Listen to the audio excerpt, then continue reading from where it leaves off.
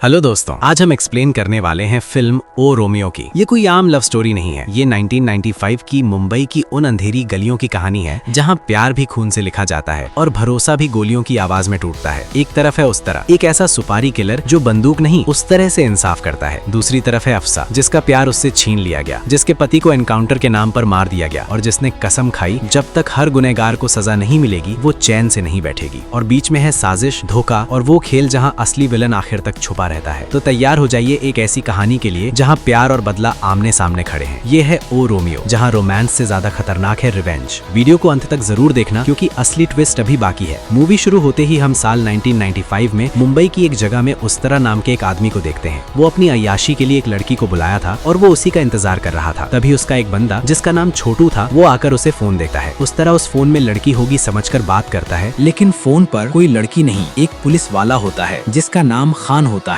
दरअसल उस्तरा खान के लिए ही काम करता है और खान अगर किसी को ऑफिशियली नहीं मार सकता तो उसी के लिए वो उस्तरा को ही ये काम सौंपता है। मतलब उस्तरा एक सुपारी किलर है। खान उसे अपनी अय्याशी छोड़कर अपना काम करने को बोलता है। खान से बात करने के बाद वो अपने लोगों को डांटने लगता है क्योंकि वो पहले से ही कह के रखा था कि अगर वो किसी लड़की के साथ है तो कोई भी उसके बारे में किसी को भी नहीं बोलेगा और अगर कोई उसे ढूंढने आए तो उस्तरा बिजी है बोल के उसे भगा देंगे। उस्तरा ये सब याद दिलाकर अपने लोगों को डांट कर ये पूछ रहा था कि खान को किसने खबर दी है कि उस्तरा किसी लड़की के साथ है। तभी वहाँ पर उसकी दादी आकर कहती है कि उन्होंने ही ये सब खान को खबर दिया है। इसके बाद दादी उसे समझाती हैं कि खान ने उसकी बहुत मदद की है, अगर वो नहीं होता तो जलाल ने उस्तरा को कब का मार दिया होता। इस पर उस्तरा भी उल्टा दादी को समझाने लगता है कि खान अपने फायदे के लिए ही उसकी मदद करता है। इतना कहकर वो वहाँ से जाने लगता है, लेकिन वो घर से बाहर नहीं जा पाता है क्योंकि दादी पहले से ही गेट को लॉक कर चुकी थी। इसके बाद वो दादी से चाबी मांग ही रहा था कि वहाँ पुलिस वाले उसे लेने पहुंच जाते हैं। इन पुलिस वालों को खान ने ही भेजा था क्योंकि उसे पता था कि उस्तरा खान के फोन करने पर भी नहीं आएगा, इसीलिए वो इन लोगों को उसे लाने के लिए भेजा था। इसके बाद उसे खान से मिलने जाना ही पड़ता है, जिसके बाद पुलिस वाले उसे खान के पास पहुंचा देते हैं। खान उसका एक थिएटर के पास वेट कर रहा था। वो उस्तरा को कुछ पैसे देकर कहता है कि थिएटर के अंदर जलाल का एक आदमी है जो कि उसे पैसों के लिए मदद करता है। उस्तरा को खान की बात समझ में आ जाती है कि अंदर कोई दुग्गल नाम का आदमी है। खान उसे एक बंदूक देता है जिसे उस्तरा मना कर देता है और अपना उस्तरा दिखा देता है, जिससे पता चल जाता है कि उसे लोग उस्तरा क्यों बुलाते हैं। दरअसल वो जब भी मर्डर करने जाता है उस तरह से ही लोगों को मार देता है। इसके बाद हम दुग्गल को देखते हैं जो कि फिल्मों को कॉपी करके बनाता था और आज भी वो किसी राइटर को लाकर इस थिएटर में एक फिल्म लगाता है और उसे उस फिल्म की स्टोरी को लिखने को कहता है। तभी उस्तरा थिएटर में घुसकर दुग्गल के सारे लोगों को मार देता है और उस राइटर को भी मार देता है। इसी बीच दुग्गल उसी थिएटर के अंदर एक जगह पर छुप जाता है। उस्तरा उसके सारे आदमियों को मारकर उसे ढूंढने लगता है। एक जगह पर दुग्गल एक तलवार से उस्तरा को पीछे से मार ही रहा था कि तभी वहाँ पर खान आकर उसे बचा लेता है और दुग्गल को मार देता है। इसके बाद उस्तरा अपने घर जाकर छोटू से कहता है कि वो इन सबसे थक चुका है, इसीलिए वो डिसाइड करता है कि वो इस शहर को छोड़कर कहीं और चला जाएगा, जिससे छोटू खुश हो जाता है। इसके बाद उस्तरा कुछ खाने को मांगता है जिससे छोटू कहता है कि ठंडा चाहिए तो फ्रिज में है और गर्म चाहिए तो बिस्तर में है। उस्तरा को समझ में आ जाता है कि छोटू किसी लड़की के बारे में बोल रहा है, इसीलिए वो अपने कमरे में जाकर उस लड़की से मिलता है। उस्तरा उसे धंधा करने वाली लड़की समझ रहा था, लेकिन वो वैसी लड़की नहीं थी। वो तो सुपारी देने आई थी। वो 4 लोगों का नाम लेती है, जलाल, पठारे, अंसारी और शंकर। उस्तरा इसकी बात सुनकर अपने गैंग को बुलाकर उसे भगा देता है। वो वहाँ से चली तो जाती है, लेकिन वो उस्तरा के घर के सामने ही एक चाय की दुकान के पास बैठ जाती है। ऐसे ही 2 दिन बाद उस्तरा उस पर तरस खाकर उसे फिर से बुला लेता है और उसे समझाता है कि जलाल और उसके आदमी छोटे मोटे लोग नहीं है। अगर उन लोगों को पता चला कि मुंबई में किसी ने उनकी सुपारी ली है तो वो लोग उस्तरा को भी मारेंगे और साथ में उस लड़की को भी मार देंगे। उस्तरा उस लड़की को जिद छोड़कर वहाँ से चले जाने को बोलता है। इसके बाद वो लड़की निराश होकर वहाँ से चली जाती है और खुदकुशी करने के लिए पंखे में अपना दुपट्टा बांधकर अपना पास्ट याद करती है। पास्ट में देखते हैं कि अफसा, जो कि इस लड़की का नाम है, वो महमूद नाम के एक लड़के से बचपन से ही प्यार करती थी। बड़ा होने के बाद जब महमूद अफसा के पापा से शादी की बात करने गया तो अफसा के पापा उसकी कम सैलरी की वजह से उसे नापसंद करके कहते हैं कि अगर वो 50,000 रुपए लाकर दिखाए तो वो अफसा की शादी उसी से कर देंगे। इसके बाद महमूद पैसे कमाने के लिए मुंबई चला जाता है और कुछ महीनों बाद वो वहाँ से लौटकर अफसा के पापा के हाथ में वो 50,000 रुपए देकर अफसा से शादी कर लेता है। शादी के बाद महमूद उसे मुंबई ले आता है और शादीशुदा जिंदगी अच्छे से काटने लगते हैं। लेकिन एक दिन कुछ लोग महमूद को पूरी तरह घायल अवस्था में घर लाते हैं और साथ में डॉक्टर को भी लाए थे। वो महमूद का इलाज करके वहाँ से चले जाते हैं और बाकी लोग भी चले जाते हैं। अफसा यहाँ पहली बार शंकर को देखती है। ऐसे ही कुछ दिन बाद जैसे ही महमूद ठीक हो जाता है, अफसा उसके काम के बारे में पूछती है। वो जवाब देता है कि वो जलाल के लिए काम करता है और काम बोले तो मर्डर, किडनैपिंग, स्मगलिंग वगैरह वगैरह। ये सब सुनकर अफसा उसे डांटने लगती है और उसे ये सब काम छोड़ने को बोलती है। महमूद अफसा को बहुत समझाता है कि वो लोग नहीं मानेंगे, लेकिन अफसा उसकी एक भी बात नहीं मानती और काम छोड़ने को ही बोलती है, जिसके वजह से महमूद निकल पड़ता है इसके बारे में बात करने के लिए। लेकिन इसके बाद अफसा को एक फोन आता है और उसे पता चलता है कि महमूद का एनकाउंटर हो गया है। इसके बाद अफसा उस पुलिस वाले के ऊपर केस दर्ज कर देती है, लेकिन कोर्ट में महमूद को ही एक गैंगस्टर बोल देते हैं। अफसा यहाँ पर पुलिस वाले पठारे और अंसारी को पहचान लेती है कि ये लोग भी महमूद के खून के पीछे जिम्मेदार हैं। इसके बाद प्रेजेंट में देखते हैं कि अफसा ये सब सोचकर अपना सुसाइड कैंसिल कर देती है। नेक्स्ट सीन में हम उसे उसी के घर के पास एक ढाबे में देखते हैं। वो पैसे कमाने के लिए उस ढाबे में काम करती है। इसी तरह एक दिन उस तरह वहां पहुंचता है और बिरयानी पैक करने को कहता है। तभी उसकी नजर अफसा पर पड़ती है। वो अफसा के पास जाकर अफसा को उस दिन के लिए सॉरी बोलता है। इसके बाद वो और उसका गैंग पार्सल लेकर वहां से चले जाते हैं, लेकिन तभी उनका एक पार्सल छूट जाता है जिसे अफसा देख लेती है। वो उस पार्सल को लाकर छोटू को देती है, लेकिन तभी छोटू फोन पर किसी से बात कर रहा था, इसीलिए वो कार की डिक्की खोलकर उसी में रखने को बोलता है। अफसा जैसे ही पार्सल रखने जाती है उसे एक पिस्तौल दिखती है। वो इस पिस्तौल को चुपके से उठा लेती है। इसके बाद छोटू को जो कॉल आया था वो एक एजेंट का था। दरअसल उस तरह खान के कामों से परेशान होकर फैसला लिया था कि वो इस कंट्री को छोड़कर दूसरी कंट्री चला जाएगा, इसीलिए छोटू एक एजेंट से बात किया था। वो एजेंट आज फोन करके कहता है कि अगले 2 दिन में एक कार्गो शिप निकलने वाला है और वो इन लोगों को उस शिप में भेजने वाला है। छोटू ये बात उस तरह को बताता है, जिससे वो खुश होकर मिठाई बांटने लगता है। तभी उसका एक आदमी छोटू से कहता है कि उसकी पिस्तौल कार से गायब है। छोटू ये बात उस तरह को कह देता है और उस तरह को पता चल जाता है कि पिस्तौल अफसा नहीं ली होगी। दूसरी तरफ देखते हैं कि पठारे और अंसारी एक पंडित को मिलने एक रेस्टोरेंट में आए थे। वहाँ अफसा भी मौजूद थी और वो इस सोच में आई थी कि वो जैसे भी करके पठारे को मार के ही रहेगी। दरअसल पठारे अपनी शादी के लिए लड़की ढूंढ रहा था, इसीलिए अंसारी ने पंडित को बुलाकर पठारे को भी बुलाया था। पंडित बहुत सारे फोटो दिखाता है, लेकिन उसे एक भी पसंद नहीं आता। तभी उसे किसी का फोन आ जाता है,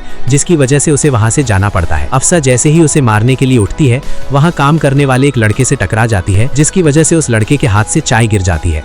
इसके बाद वो लड़का इसे डांटने लगता है और तभी पठारे भी वहाँ से चला जाता है।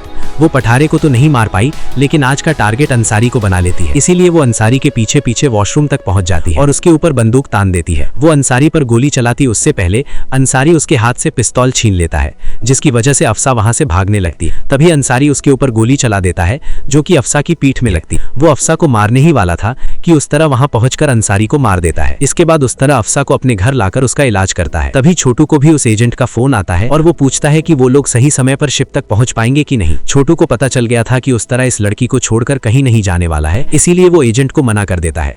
इसके बाद खान उस तरह को बुलाता है और डांटता है कि वो किसके कहने पर अंसारी को मारा, जिस पर उस तरह कहता है कि वो रेस्टोरेंट में खाना खाने गया था और तभी अंसारी ने उस पर हमला किया था, जिसकी वजह से उसे अंसारी को मारना पड़ा। ये सब सुनकर खान उसे वार्निंग देता है कि वो आगे से ऐसी गलती दोबारा नहीं करे। इसके साथ ही खान को ये भी मालूम था कि उस तरह के साथ एक लड़की भी है। नेक्स्ट सीन में हम देखते हैं कि अफसा धीरे धीरे ठीक होने लगी है। इसके बाद एक दिन अफसा उस तरह को पूछती है कि उसका नाम उस तरह कैसे पड़ा, जिस पर उस तरह कहता है कि उसके पापा को एक डॉन ने मार दिया था, इसीलिए बदला लेने के लिए उसे एक नाई की दुकान में काम करना पड़ा। उसका यकीन था कि उसके पापा को मारने वाला जरूर एक दिन आएगा और वो आया भी।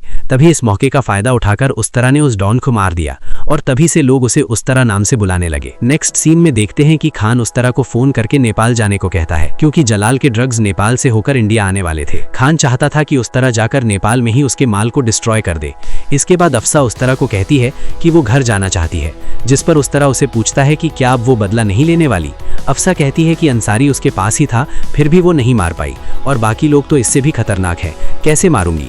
ये सब सुनकर उस तरह कहता है कि उसके महमूद को उन लोगों ने आसानी से नहीं मारा होगा, तड़पा तड़पा कर मारा होगा। इसके बाद पास्ट में देखते हैं कि महमूद जलाल को फोन पर कहता है कि वो उसकी नौकरी छोड़ना चाहता है। जलाल तो कुछ नहीं कहता, लेकिन उसके लोग महमूद को मार देते हैं। इसके बाद प्रेजेंट में उस तरह और उसका गैंग प्लान बनाते हैं और नेपाल पहुंच जाते हैं। अफसा भी उनके साथ जाने के लिए तैयार हो जाती है, जिसकी वजह से उस तरह उसे अच्छे से बंदूक चलाना सिखा देता है। ये लोग नेपाल में होते हैं और जलाल को भी इनके बारे में कहीं से पता चल जाता है, इसीलिए वो अपने लोगों को भेजकर उस तरह के गैंग पर हमला करवा देता है, जिससे उस तरह के बहुत सारे लोग मारे जाते हैं। वो लोग उस तरह को पकड़कर जलाल को फोन करते हैं। जलाल उस तरह से पूछता है कि उसने उसके भाई को क्यों मारा, जिसके लिए जलाल की बीवी पागल हो गई और उसके कोख का बच्चा मर गया। इतना कहकर वो अपने लोगों को ऑर्डर देता है कि उस तरह को मार दे, लेकिन तभी वहाँ अफसा आ जाती है और जलाल के लोगों पर हमला करके उस तरह को बचा लेती है।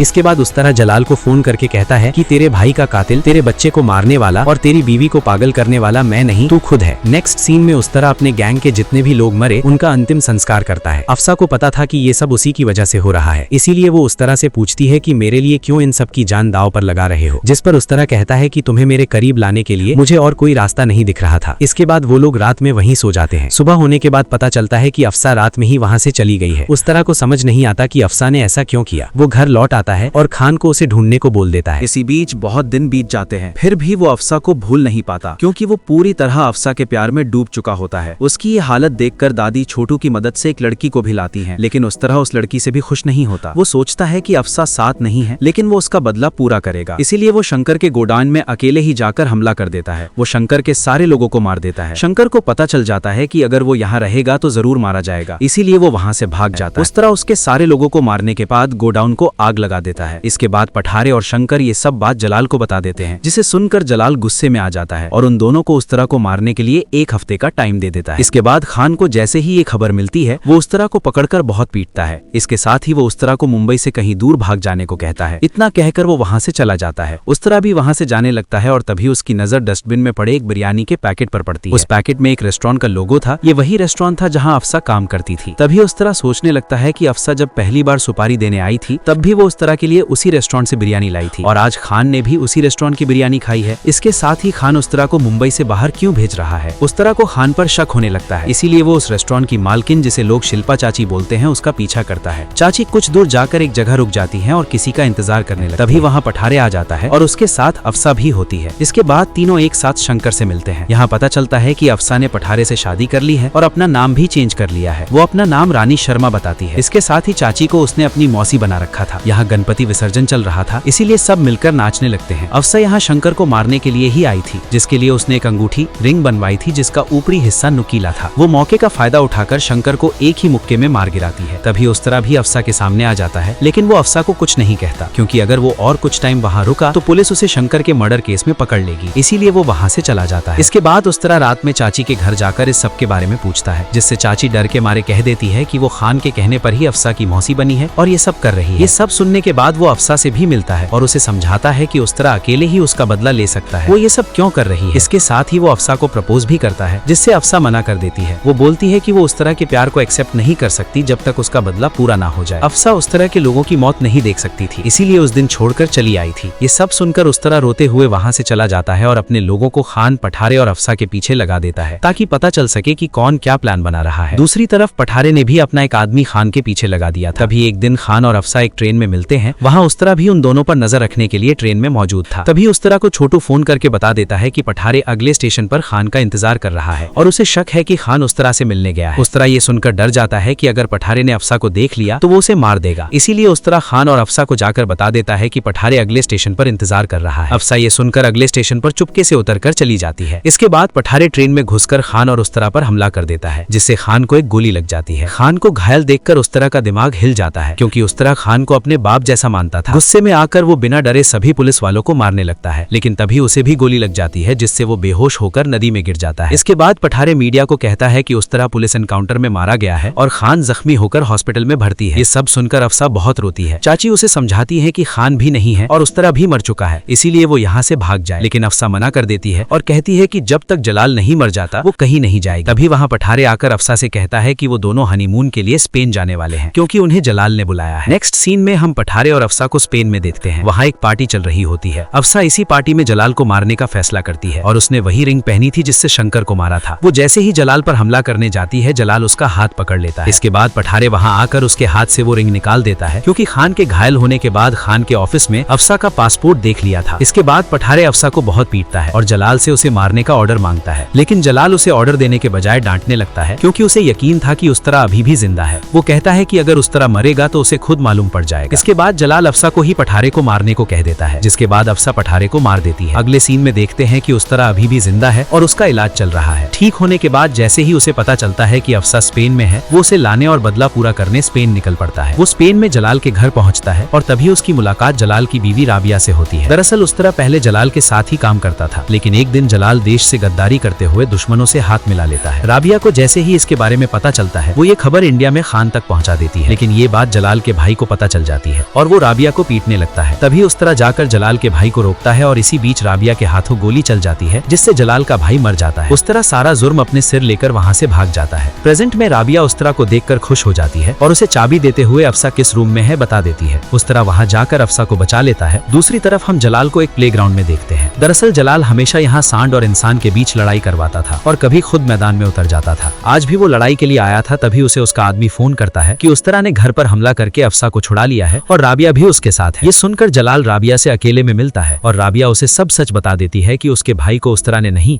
बल्कि उसने खुद मारा था। ये सुनकर जलाल राबिया का सिर काट देता है। इसके बाद उस्तरा वहां आकर उससे लड़ता है और उसे बुरी तरह घायल कर देता है। फिर अफसा उसे मारकर उसकी जान ले लेती है। इसी के साथ खत्म होती है ओ रोमियो की ये खून प्यार और बदले से भरी कहानी। एक तरफ उस्तरा जिसने प्यार के लिए सब कुछ दांव पर लगा दिया, दूसरी तरफ अफसा जिसने अपने प्यार के लिए पूरी दुनिया से लड़ाई की। आखिर में बदला तो पूरा हो गया, लेकिन सवाल ये है क्या सच में उन्हें सुकून मिला या फिर इस रास्ते ने उनसे सब कुछ छीन लिया। अगर आपको ये एक्सप्लेनेशन पसंद आया हो तो वीडियो को लाइक करें, चैनल को सब्सक्राइब करें और कमेंट में जरूर बताएं कि नेक्स्ट आपको कौन सी मूवी का एक्सप्लेनेशन चाहिए। मिलते हैं एक और मूवी के एक्सप्लेनेशन के साथ, तब तक के लिए जय हिंद।